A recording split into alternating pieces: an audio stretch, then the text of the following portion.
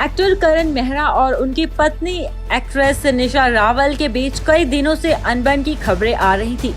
अब खबर आ रही है कि करण मेहरा को पत्नी निशा रावल के साथ घरेलू हिंसा करने के आरोप में मुंबई पुलिस ने गिरफ्तार कर लिया था। गोरेगांव पुलिस स्टेशन में करण मेहरा का बयान दर्ज किया गया था। अब खबर आ रही है कि उन्हें पुलिस ने जमानत दे दी है। पिछले काफी दिनों से करण मेहरा और निशा रावल के बीच अनबन की खबरें आ रही थी। इस बारे में कपल से बात भी की गई थी, लेकिन एक्टर ने इस पर कुछ भी कहने से साफ इनकार कर दिया। लेकिन निशा रावल ने सभी अफवाहों को सिरे से नकार दिया था और कहा था हमारे बीच सब कुछ ठीक है। अब करण की गिरफ्तारी से ये बात साफ हो गई है कि कपल के बीच कुछ भी ठीक नहीं है। इसी दौरान करण मेहरा ने एक इंटरव्यू में सारी बातों का खुलासा किया। उन्होंने कहा, ये बहुत दुखद की बात है कि इतने साल की मेहनत, इतने साल की आपकी शादी, ये सब हो, ये बहुत दुखद है। पिछले 1 महीने से डिस्कशन चल रही है क्योंकि काफी कुछ समय से हमारे बीच चीजें ठीक नहीं चल रही, तो हम सोच रहे हैं कि हमें अलग हो जाना चाहिए या हम क्या करें। इसीलिए हम चीजों को ठीक करने की कोशिश कर रहे थे। निशा के भाई रोहित सेठिया भी आए हुए थे चीजें सुधारने। निशा और उनके भाई ने एक एलिमनी अमाउंट मांगा, लेकिन वो अमाउंट इतना ज्यादा था कि मैंने कहा कि मेरे लिए ये पॉसिबल नहीं है। एलिमनी को लेकर ही बात चल रही थी। कल रात इस पर बातें हुई। रात 10 बजे वो मेरे पास आए इस चीज को लेकर। तभी मैंने उन्हें कहा कि ये नहीं हो पाएगा मुझसे, तो इस पर उन्होंने कहा कि तुम लोग लीगल कर लेना। फिर तो मैंने भी कहा कि लीगल ही करते हैं, आगे करण ने कहा।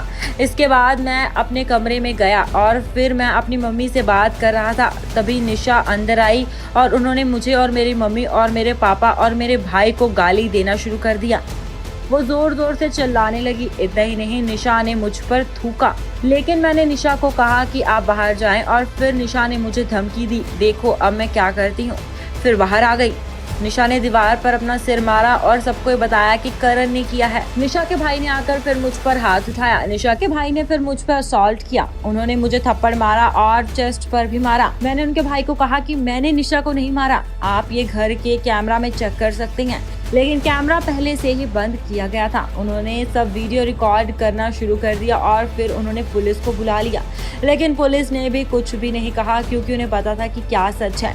झूठा केस करेंगे तो सच सामने आ ही जाएगा। कल को इन्वेस्टिगेशन होगी तो सच जरूर बाहर आएगा। कुछ भी अमाउंट अगर निशा मांगेगी तो मैं कहाँ से लाऊंगा? तलाक हो रहा है हमारा, मैं तो इतना पैसा नहीं ला सकता। ये सब मैं काशिफ मेरे बच्चे के लिए कर रहा था। अच्छे से बात होकर भी सॉल्व हो सकती है। मेरी मम्मी पापा भी मुझे कोशिश कर रहे हैं, लेकिन निशा मुझे छोड़कर चली गई और मुझे दिख रहा है कि वो मुझे और मेरे बच्चे को दूर करने की कोशिश कर रही है। मैं पुलिस स्टेशन गया और वहाँ कुछ देर रुका। फिर मैं अपने दोस्त के घर चला गया, लेकिन जो निशा चाह रही है वैसा मेरे साथ नहीं हुआ।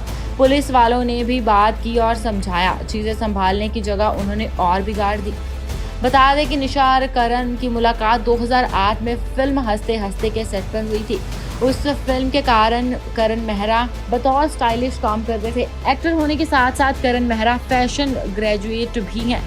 निशा को देखते ही करण मेहरा को उनसे प्यार हो गया। कुछ सालों के बाद दोनों ने एक दूसरे को डेट किया और 2012 में शादी कर ली।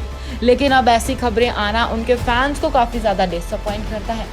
आपकी इसके ऊपर क्या राय है? कमेंट सेक्शन में जरूर शेयर करें। Bureau report on air.